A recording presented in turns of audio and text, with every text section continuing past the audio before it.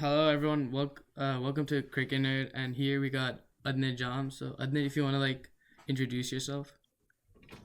Hi, I'm 15 years old. I live in St. Louis, and I'm a proper all-rounder. I open the batting and bowl pace.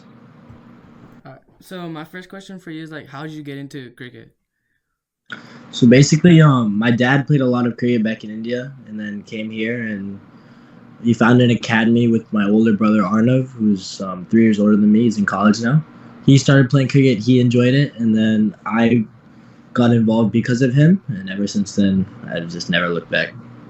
So, how was your first experience playing your first game and everything? My first game was when I was like 5. It was a great experience. I was just happy to be there, giving water. All right, everyone has their beginnings. Yeah. Yeah, so, how do you balance cricket with other aspects like school and other curriculars? Yeah, so as a very passionate cricketer who aspires to be playing at the next level, you definitely have to make sacrifices. I do take a lot of leave from school to play different tournaments like USPL minor league and just regular youth tournaments. School life, yeah, it gets very hard. You can't really waste time when you're at hotels, traveling and stuff. And then extracurriculars, it's more limited because of how much creative intake I've been playing now. But definitely, social life is very important. Hang out with your friends. It can't just be cricket all the time. You need to switch off after games. You need to be around with your friends that aren't related to cricket. Also, you kind of get away, and that cricket and your lifestyle don't mix together. They should always be separate. Right. So, coming to the tournaments you mentioned, how is it playing with people who have played for higher levels and everything like that? Yeah, I mean, it's fantastic.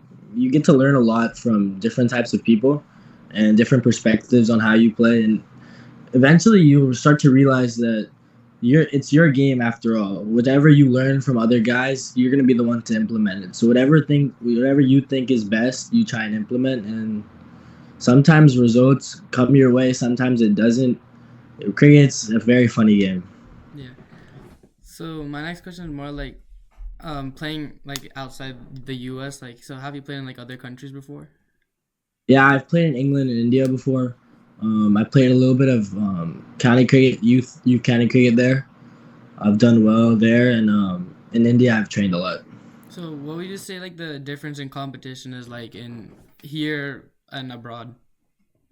I don't think it's very far off in youth wise. I mean, we've seen in the U19 World Cup that we've competed there for sure, that we belong there. But I think they do have more resources, which eventually at 18, 19 above, and also there's just massive people that play. So there definitely will always be guys who are much better. The U.S. it's very limited, but it's starting to be evident that there's growth in that. Yeah. So would you say if USA got better resources and everything, they could be one of the top teams? Absolutely, no doubts. All right. So this next question is more between your team, how do you create chemistry, especially playing with new teams? You gotta get used to them quickly. Yeah, I mean, I wouldn't say as a more experienced cricketer, you start to learn that it's better to always have friends rather than enemies. To go up to new guys, talk to them, say what's up, kind of learn what their primary skill is, and as a captain, which I've captained in my career most of the time when I play, you have to learn how to bond with different types of guys, make other guys happy, and yeah, cricket teaches you a lot. Yeah. So going along with the teaching, you know how people sledge in the games. How do you make sure that doesn't get to you? Yeah, obviously you have to be mentally strong. You can't be mentally weak and play this game. There's also lots of banner that happen. I mean, yeah, you have that's just part of the game. You just have to focus on what you're doing at that time and don't let those distractions get in your head. Yeah. So so these next questions are more USA cricket in general. What challenges do you face while playing here in these grounds and facilities? I would say the biggest challenges is the wickets are very unprepared here.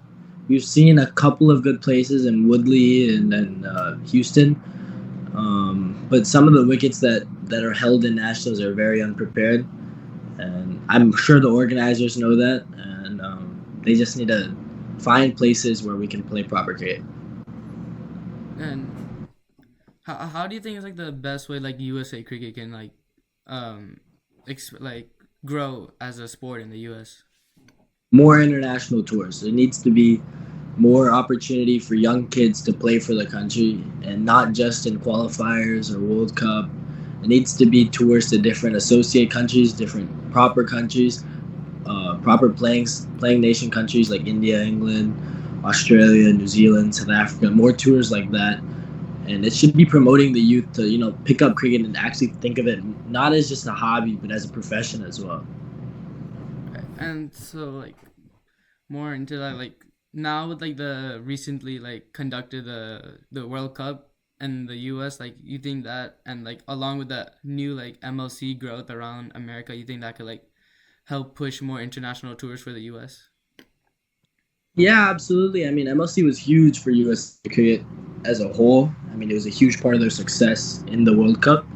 I do believe that if USA Cricket does push more kids, adults, just in general, to more international tours, there will be a significant growth of players, and not only will the players be more skilled, and they'll start to compete in higher level tournaments like IPL and all those things. So my next question more like so a lot of like the like some of the American cricketers have been like immigrants from other countries, and do you think that can like sort of like restrict national talent here? I wouldn't say that. I mean, sure, immigrants come and go. I mean, yeah, I wouldn't say it's restricting natural talent from the U.S.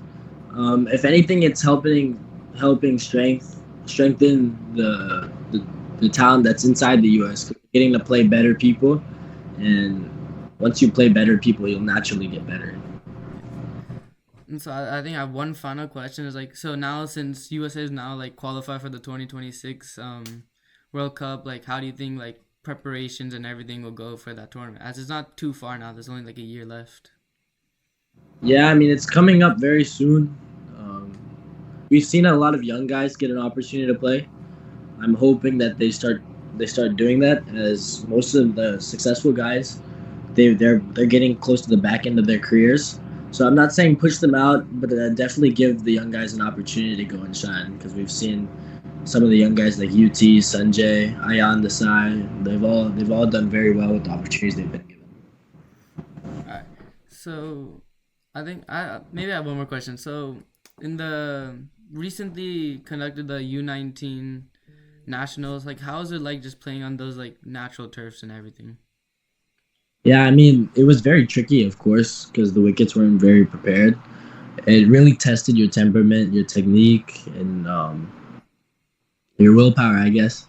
You never know which ball is going to come and take your wicket, because that wicket could truly do anything.